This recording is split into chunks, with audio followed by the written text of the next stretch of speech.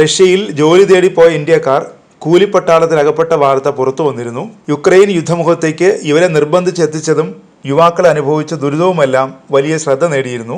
എന്നാൽ ക്യൂബക്കാരെ റഷ്യൻ സേനയിൽ വാടകയ്ക്കെടുക്കുന്നു എന്ന വാർത്തയാണ് പുറത്തു വരുന്നത്.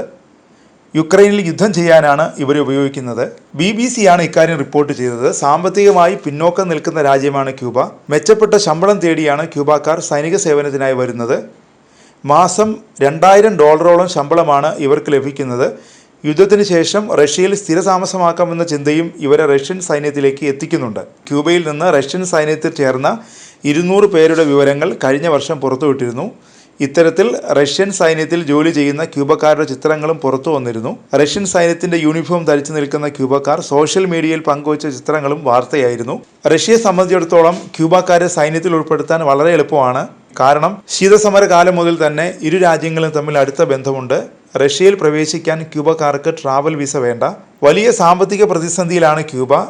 റഷ്യയിലെ ജോലി സാമ്പത്തിക മെച്ചം ലഭിക്കുന്ന അവസരമായാണ് അവർ കാണുന്നത്.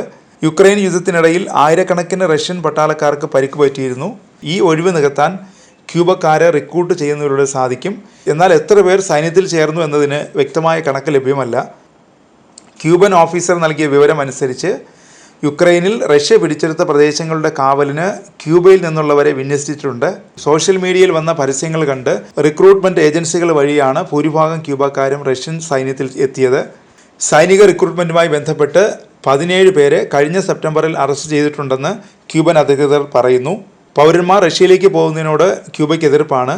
ഇക്കാര്യം റഷ്യയിലെ ക്യൂബൻ അംബാസഡർ തുറന്നു പറഞ്ഞിട്ടുണ്ട്.